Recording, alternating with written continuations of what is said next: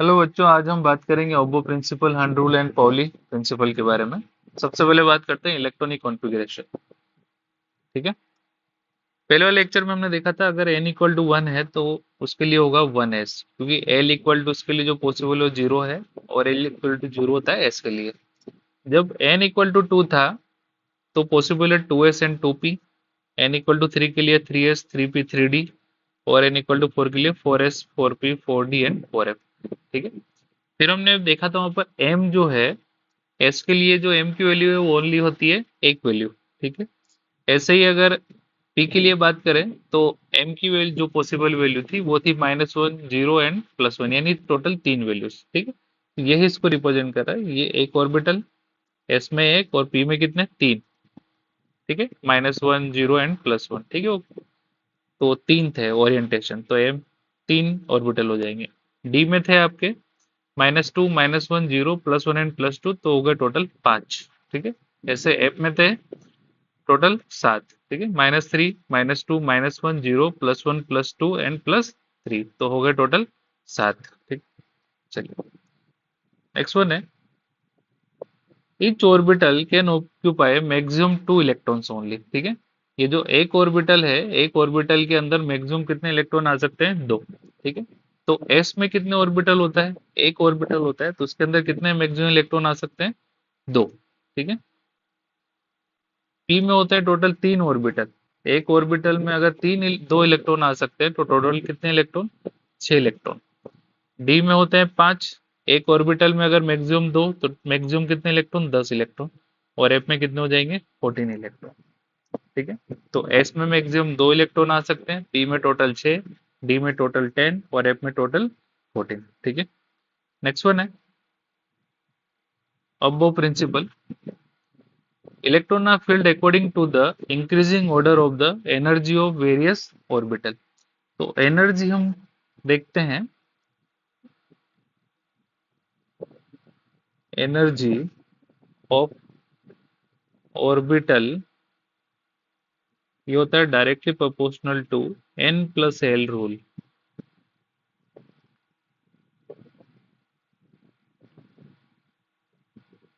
ठीक है। मान लीजिए एग्जांपल है, मुझे निकालना है energy order in 2s and 2p। ठीक है। किसकी एनर्जी ज्यादा है, तो अगर मैं बात करूं 2s के लिए, सबसे पहले मैं निकालूंगा n+l। तो 2s के लिए होगा n होगा 2, l होता है 0, s के लिए l इक्वल टू 0 होगा तो इक्वल टू 2। ऐसे अगर मैं 2p के लिए बात करूंगा तो n की वैल्यू है 2, और p के लिए जो l की वैल्यू होती है वो होती है 1, तो टोटल हो गया 3। तो n+l की वैल्यू 2p के लिए ज्यादा है एज कम्पेयर टू 2s, तो एनर्जी ज्यादा हो जाएगी 2p की। ठीक है। ऐसे अगर मैं नेक्स्ट एग्जांपल लूं, एनर्जी ऑर्डर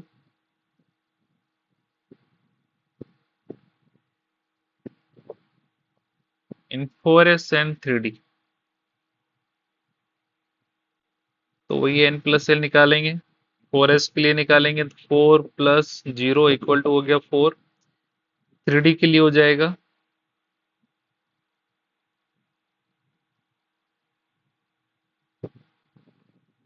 ठीक है, 3d के लिए n की वैल्यू 3 और d है, तो इसके लिए l की वैल्यू होगी 2, तो हो गया 5। ठीक है।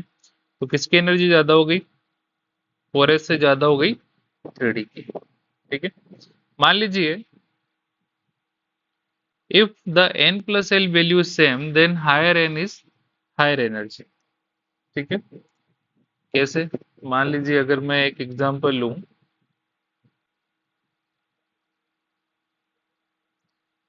3d एंड 4p में अगर मैं बात करूं तो किस में ज्यादा होगी। ठीक है।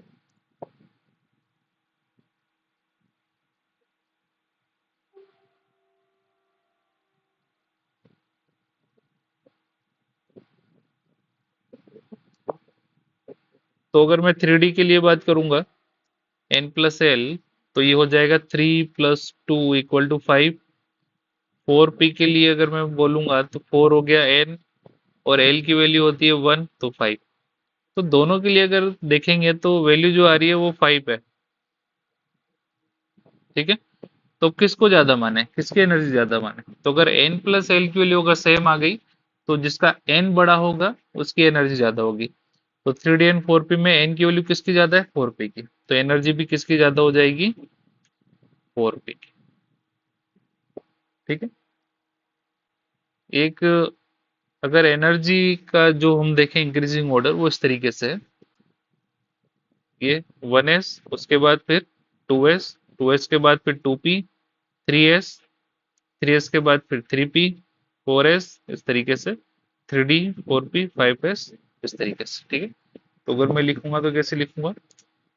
1s, 1s से ज्यादा होगी 2s। ठीक है, ये जो हम फिल कर रहे हैं ना ये n प्लस एल के अकॉर्डिंग ही है। ठीक, 2s के बाद हो गया 2p, 2 की p के बाद 3s, 3s के बाद 3p, 3p के बाद 4s, 4s के बाद 3d, 3d के बाद 4p, 4p के बाद 5s, 5s के बाद 4d, 4d के बाद 5p, 5p के बाद 6s, 6s के बाद 4f, 4f के बाद 5d, 5d के बाद 6p, 6p के बाद 7s, 7s के बाद 5f, 5f के बाद 6d, उसके बाद 7p एंड सो ऑन, चलता रहेगा आगे। ठीक, मान लीजिए अगर मुझे इलेक्ट्रॉनिक कॉन्फ़िगरेशन लिखना है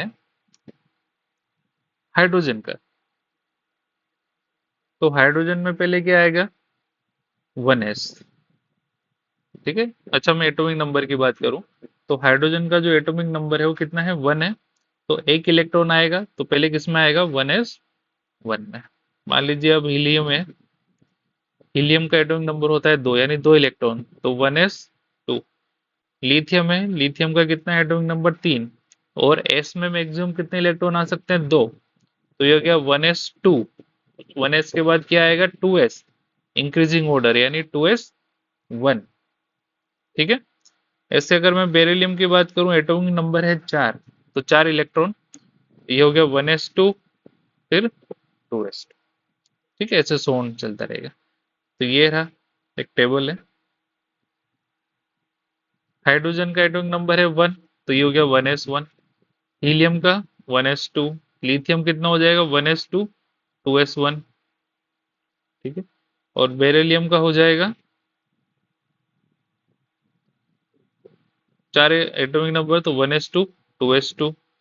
ठीक है, ऐसे बोरोन का होता है 5, तो 1s2, 2s2, उसके बाद 2s के बाद आता है 2p। अगर एनर्जी लेवल देखेंगे, एनर्जी ऑर्डर, तो 2s के बाद 2p, तो 2p 1। कार्बन का हो जाएगा 1s2, 2s2, 2p2। 2p में मैक्सिमम कितने इलेक्ट्रॉन आ सकते हैं? 6। तो हम जहां तक हो सकता है 6 इलेक्ट्रॉन तक फिल कर देंगे। तो नाइट्रोजन, ऑक्सीजन, फ्लोरीन, नियोन तक कितना हो गया? 1s2, 2s2 and 2p6। फिर आएगा सोडियम, ये होगा 1s2, 2s2, 2p6।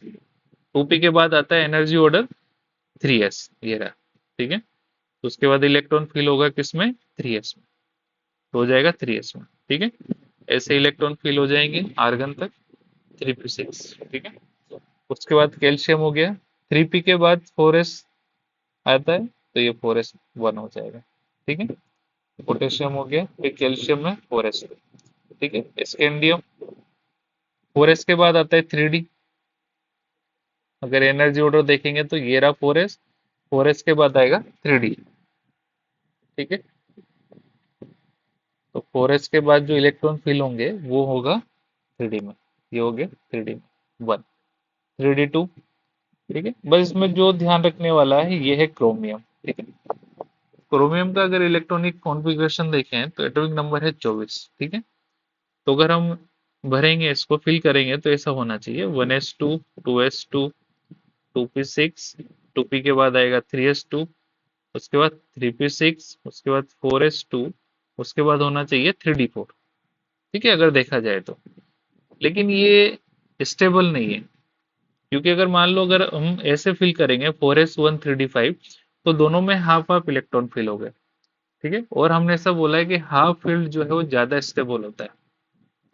तो इसका इलेक्ट्रॉनिक कॉन्फ़िगरेशन आएगा 4s1 3d5। ठीक है, बाकी में एज इट इज ये हो गया 4s2 3d5, 4s2 3d6, 4s2 3d7। ठीक है, फिर हमें याद रखना है कॉपर का 1s2, 2s2, 2p6, 3s2, 3p6, 4s2, 3d9 होना चाहिए, लेकिन ऐसा होता नहीं है। इसका होता है 4s1 3d10। ठीक है, क्योंकि हाफ जो है वो ज्यादा स्टेबल होगा। ठीक, और 3d10 तो हो गया, 3d10 हो गया तो क्या हो गया, फुली फिल्ड ऑर्बिटल हो गया।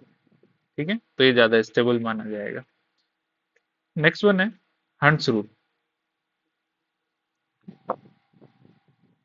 हंट्स रूल के according no pairing of electron starts in any of the degenerate orbitals until all the orbitals of the subshell contain one electron each with parallel spin। ठीक है, तो अगर मैं इसमें लिखूं मल्टीप्लिसिटी,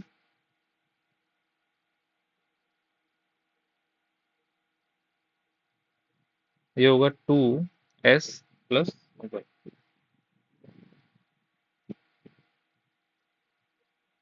ठीक है, s है यहाँ पर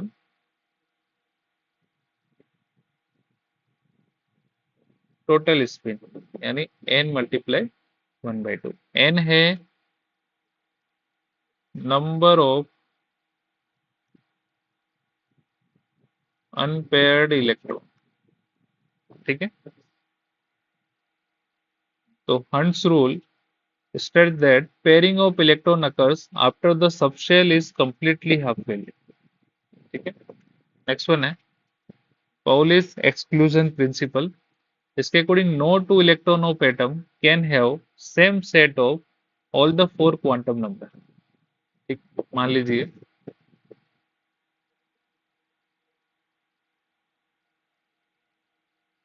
ठीक है, ये ऑर्बिटल है, इसमें जो इलेक्ट्रॉन फिल होगा उसका क्वांटम नंबर हमेशा क्या होंगे, डिफरेंट होंगे दोनों के। मान लीजिए दो इलेक्ट्रॉन है। ठीक है, तो अगर मान लीजिए ये है 3s। ठीक है, तो अगर मैं फर्स्ट इलेक्ट्रॉन के लिए लिखूंगा तो फर्स्ट इलेक्ट्रॉन के लिए क्या होगा, n की वैल्यू होगी 3, l की वैल्यू क्या होगी, s है तो 0, m क्या होगा, वो भी 0 होगा, क्योंकि रेंज होती है -l2 प्लस l ही 0 है तो m भी 0। मान लीजिए अगर ये क्लॉकवाइज है तो s इक्वल टू हम ले लेंगे +1/2। सेकंड इलेक्ट्रॉन के लिए क्या होगा, n equal to 3, l equal to 0, m equal to भी 0, लेकिन ये इसकी डायरेक्शन ऑपोजिट है तो s इक्वल टू -1/2। अगर हम दोनों इलेक्ट्रॉन का अगर देखें क्वांटम नंबर, तो कहां पर चेंज आ गया, यहाँ पर, यानी कभी भी सेम नहीं हो सकता। ठीक है, कहीं ना कहीं वो डिफरेंशिएट होगा ही। ठीक, कुछ important points, maximum number of electron in a shell की अगर बात करें तो वो होंगे 2n²। ठीक है, नेक्स्ट वन है number of orbital in a subshell, वो होंगे 2l+1। ठीक है, जैसे अगर मैं s की बात करूंगा तो l की वैल्यू 0 हो जाएगी, तो s में जो नंबर ऑफ ऑर्बिटल आएंगे वो कितने आ जाएंगे, 1। और अगर मैं p की बात करूंगा तो l की वैल्यू होगी 1, तो ये आ जाएंगे 2+1 यानी 3। तो l में तो p में कितने ऑर्बिटल होते हैं, 3। ठीक है, maximum number of electron in a subshell वो होंगे 2 2l+1। ठीक है, नेक्स्ट वन है total number of orbital present in a shell, वो होंगे n²।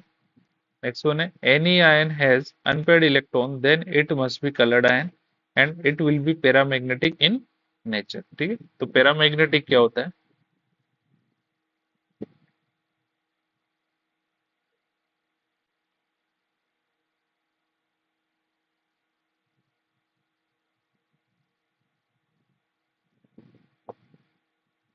जो होता है गेटिंग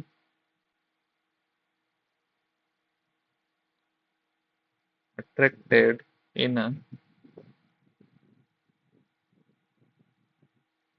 मैग्नेटिक फील्ड।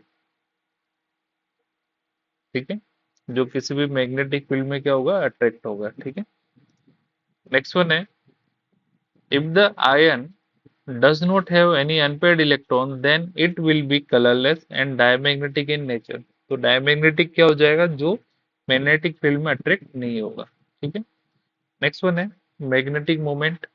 ये निकालते हैं हम, Nn+2 Bm होता है बोहर मैग्नेटो। N क्या है यहाँ पे, N है नंबर ऑफ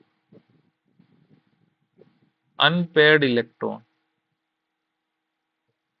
ठीक है, नेक्स्ट वन है रिमूवल ऑफ इलेक्ट्रॉन और addition of electron is always done in the valence shell. ठीक है, अगर इसका ऑर्डर देखें तो होगा S P D, उसके बाद F। ठीक है, नेक्स्ट वन है half filled and fully filled orbitals are highly stable in nature due to exchange energy। ठीक है, तो P3 D5 ये ज्यादा स्टेबल होंगे, और फुली फिल्ड तो होंगे ही, P6 एंड D10 भी स्टेबल होंगे। ठीक है, मान लीजिए क्वेश्चन है right the electronic configuration and find unpaired electron. ठीक है, सोडियम है और एल्यूमिनियम है, स्कैंडियम एनम, आयरन। ठीक है, देखते हैं। सोडियम है, एटॉमिक नंबर कितना है, 11 है। तो इलेक्ट्रॉनिक कॉन्फ़िगरेशन क्या होगा, सबसे पहले 1s2, 1s के बाद आता है 2s, मैक्सिमम इलेक्ट्रॉन 2 आ सकते हैं। 2s के बाद आता है 2p, मैक्सिमम इलेक्ट्रॉन 6 आ सकते हैं। 2p के बाद आता है 3s, कितना इलेक्ट्रॉन आएगा, 1। काउंट कर लीजिए, टोटल 11 होंगे। ठीक है, तो सबसे अनपेड इलेक्ट्रॉन हमको पता करना है, तो सिर्फ यही एक अनपेड इलेक्ट्रॉन होगा, बाकी तो सारे पेयर्ड होंगे, क्योंकि 1s2 अगर मैं लिखूंगा तो ऐसे आएगा, 2s2 का बनाऊंगा तो ऐसे आएगा, 2p6 का बनाऊंगा तो टोटल ऐसे होगा, तो उसमें भी इलेक्ट्रॉन होंगे टोटल। ठीक है, तो सिर्फ 3s1 वाले में एक ही अनपेड इलेक्ट्रॉन है, तो क्या हो जाएगा इसमें, 1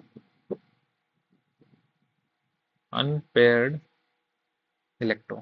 ठीक है, नेक्स्ट वन है एल्यूमिनियम।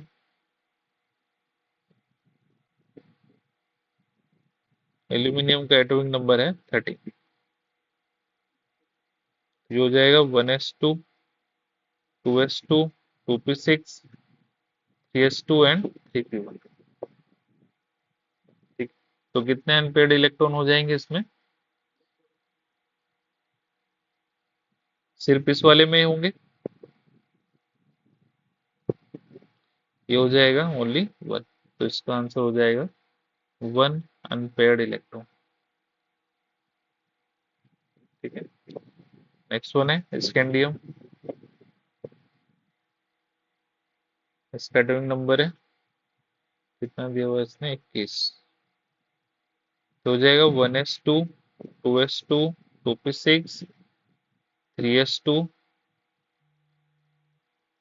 उसके बाद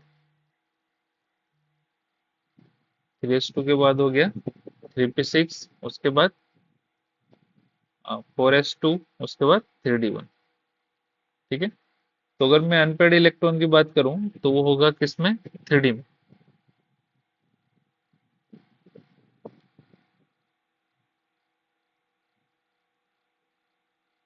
कितने ऑर्बिटल होते हैं टोटल, 5, तो ये हो गया 1 इलेक्ट्रॉन। तो कितने अनपेड इलेक्ट्रॉन है, 1 अनपेड इलेक्ट्रॉन है।